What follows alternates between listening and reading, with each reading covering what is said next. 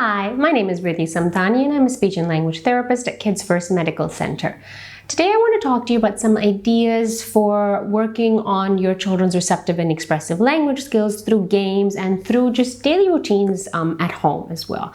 So an idea that I like that's always fun is setting up an obstacle course in your home where you use whatever you have, a small table, some cushions, a rug, whatever you can put together to make somewhat of an obstacle course for them, and then use that to practice following directions, practice working on location terms, and even sequencing first then last.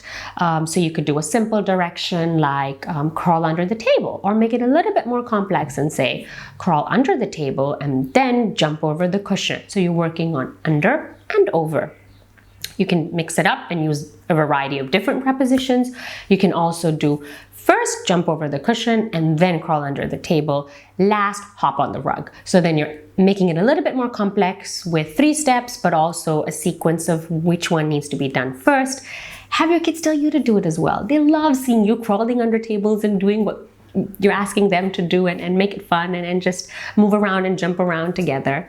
Another activity that's always nice is the feedy bag. So just pick any bag you have at home that you can't see inside. It can be big, it can be small, and then pick a variety of toys or things from around your home, or if you have a slightly bigger bag, even fruits and vegetables from your kitchen, and then play a sort of descriptive guessing game with them.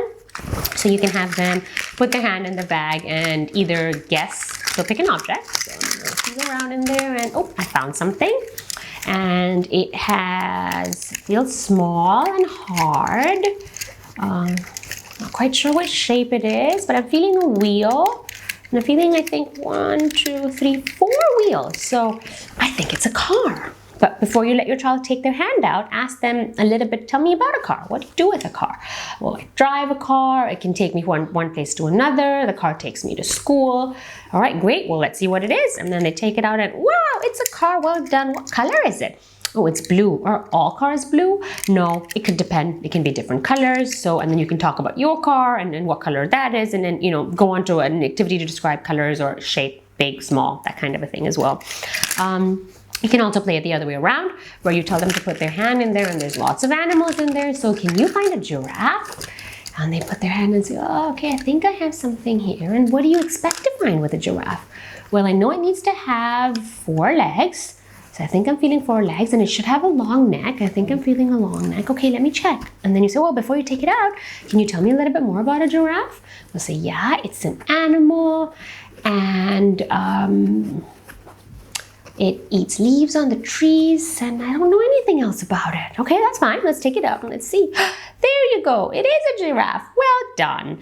And then you put your hand in, and either they tell you what to take out, or you can guess what you're finding in there, and have them involved in the process of picking what objects they want to go in the bag, and then they know what's in there, so they know what to expect. So it makes it slightly easier, but it's also still about feeling those textures and trying to figure out what's in there.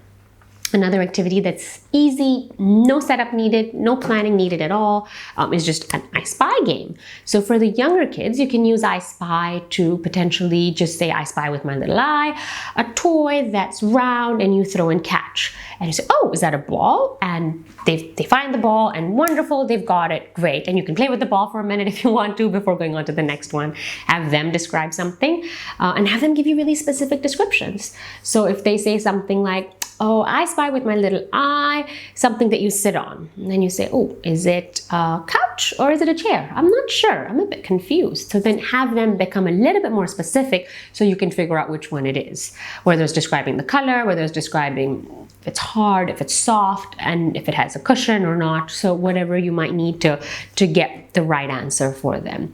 You can also play I Spy in the traditional sense. So I spy with my little eye, something beginning with P.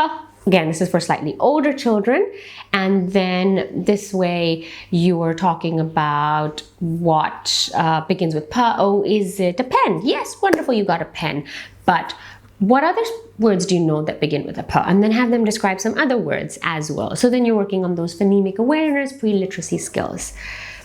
Games are great, games are fun, but research shows that when you're developing any skill, if you're doing it in a more natural environment, then the children are more likely to generalize it. So using language and telling your children what they're doing, providing a narrative for what's going on, whether at bedtime or at mealtime, is also wonderful. So when they're getting dressed for bed, have them tell you what pajamas they want to wear. Have them be as specific as possible. So they describe what pajamas they have, and then you pick out which ones they want exactly. And then provide the narrative of, okay, I'm gonna put your head in through the top and then bring it down to your neck. Okay, now we're gonna put your arm in through one sleeve and then your arm in through the other sleeve and pull it down over your tummy, and then keep going from there. Reading at bedtime is a wonderful way to improve on their language skills, spark their curiosity and their imagination, ask them questions about the book that they're reading, ask them to predict what may happen next or what happened before. You can read the same book over and over again, but still have fun with it. Just have fun with them, make sure they're having a good time, make sure you're having a good time, and it'll go really well.